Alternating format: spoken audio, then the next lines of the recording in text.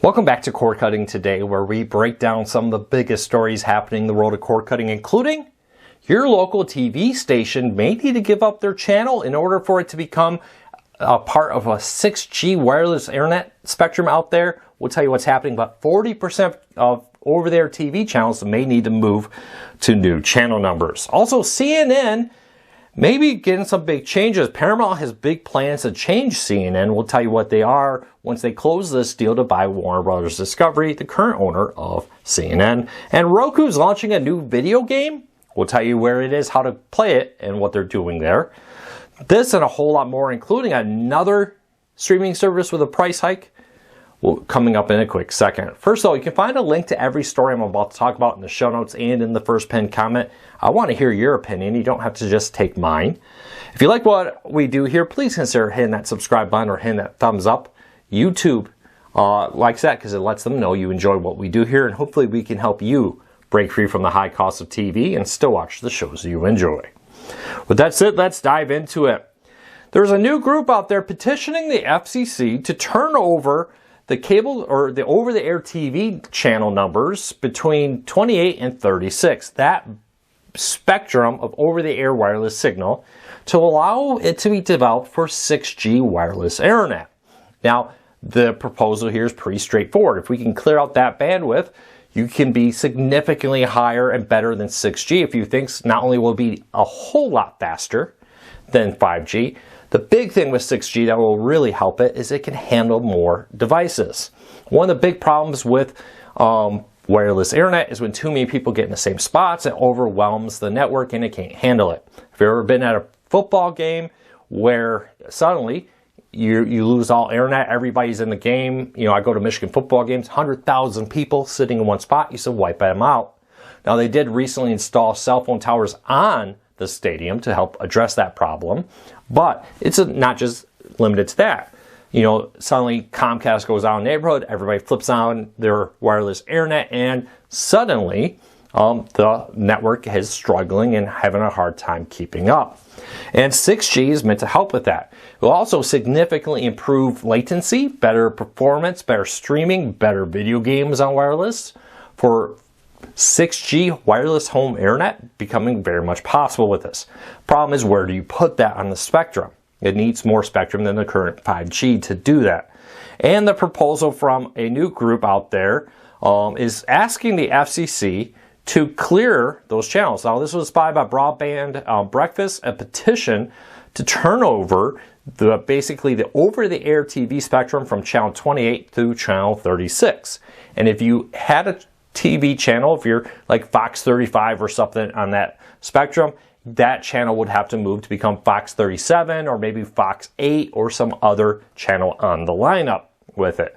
Now, this would represent about 40% of all TV stations in the United States, and for now, that's not happening. But it is being proposed and asked for of the FCC, and people are taking this very seriously. The National Association of Internet and Television Association, NCTA, used to be, I think, the National Cable Television Association, but they renamed themselves recently. They have come out in objection to this. They represent a lot of local TV station owners, and they're not a big fan of it.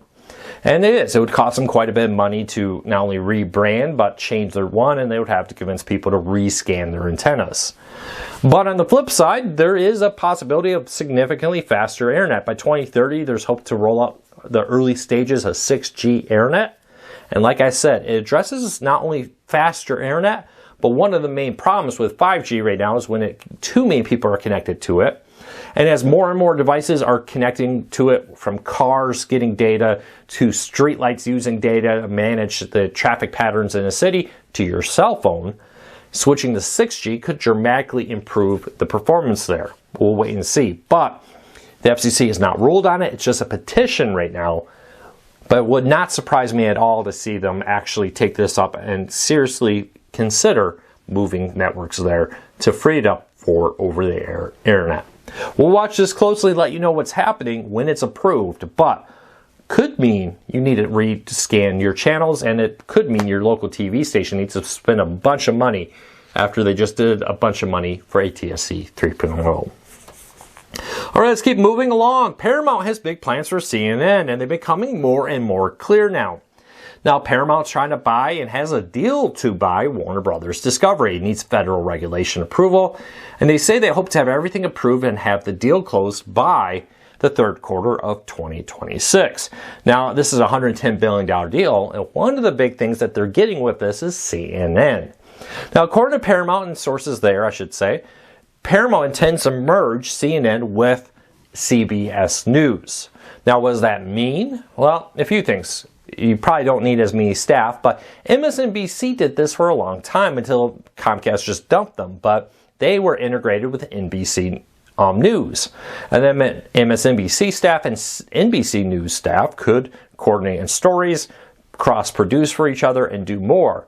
Seems that CBS is hoping to do the same with CNN, to use CBS to grow the reach of CNN's reporting and help CBS News grow by using CNN. Now, if you're thinking layoffs, you're probably right. There's going to be a lot of redundancy in management and HR and other departments that probably aren't needed once you merge. So there probably would be a lot of layoffs. Keep an eye on this. Big changes are probably going to come to CNN. The question is what? CNN's been struggling behind Fox and MSNBC, now MS Now, as they struggle to try to find a way forward. We'll see if CBS can help turn that ship around. So far, CNN and Warner Brothers has not found a good way to get them back on top like they once were. All right, let's keep moving along. We got a lot of stories to cover today. Roku is launching a new, or has launched, now that you're seeing this, a new interactive video game on the Roku City. You'll now be able to race through it, called Roku City Dash. You're piloting a UFO through obstacles, collecting points, and seeing how far you can get. Now, when the Roku City screensaver launches, you'll notice a billboard for the Roku Dash, and if you press up, we talked about that new interactive billboards on city buildings in the screensaver, you'll launch the video game and be able to play a quick little video game in with your Roku remote on your Roku TV. This is being rolled out to Roku TVs and Roku players. You should find it inside the Roku City by the time you watch this video. Also, another streaming service is raising its price. Acorn TV is going to go up $1 a month. This comes as DirecTV started notifying its customers that it will have to pass along that fee after Acorn TV raised its price. Keep an eye on this. It's a growing amount of streaming services raising their price, and Acorn is just the most recent. If you're looking for something a little cheaper, though, get away from streaming price hikes, look at Cozy TV, the free over-the-air TV network. It announced the addition of 2 new shows. 2.5 Men are coming there with a big marathon. And Hanging with Mr. Cooper is joining NBC Universal's Cozy TV. Available in many areas, free with an antenna, depending on where you live. Are you looking for something new to stream this week? Disney has a ton of new shows on ESPN, Hulu, and Disney+. With continuing the American Idol season, but also Star Wars Maul Shadow Lord is coming this week on April 20th. Daredevil Born Again Season 2 on April 21st. Mickey Mouse Clubhouse new episodes this week. Check that out. Mickey Mouse Clubhouse Plus. With that, my son loves that show, so check out the huge lineup of content there. Are you watching me in HD? I know I make this in 4K. Well, you may find this hard to believe, but HDTV was successfully tested 37 years ago this week in New York City on April 20th, 1989. Now, it was quite some time until it actually rolled out to consumers and became wide scale. But engineers transmitted a 35-second high-definition signal from WNBC TV at the World Trade Center. There's a name we don't talk about too much anymore, unfortunately. In New York City to prototype receivers in Sanford's office, and successfully broadcast NBC from NBC's local station in HD for a few seconds, but proved it could work and would change television. The jump from standard def to HD was absolutely massive, and it really drove a huge push in new televisions, the new aspect ratio, and more, in a way that, while 4K has been popular, many people like it, nothing that I've ever seen was quite as compelling going from SD to HD when I saw it. It made it well worth it. A lot of people were happily pushing out the money for that, but that was first started 37 years ago today. I often wonder what the big next thing will be. They tried 3D, that did not catch on. 8K has been around for a while. But for many people, they struggle to see the difference between 8K and 4K, making them unwilling to upgrade. HDR has helped, but it still is not that big, massive change of difference you've seen from SD to HD, and TV sales have lagged now that many people have 4K or HD TVs at least with it, and TV manufacturers are now trying to find a new one. What will it be? Your guess is as good as mine, but they're desperately trying to find something that will make you consider ditching your perfectly good TV for a new one. So far, they haven't found what that may be. All right, next story up.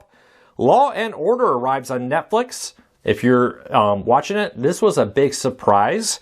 It was first spotted about what's on Netflix. They do a great job covering everything on Netflix, but Law and Order, the original series, is now streaming on Netflix in the United States. Speaking of Netflix, a few other things. They are ending their partnership with Barack and Michelle Obama.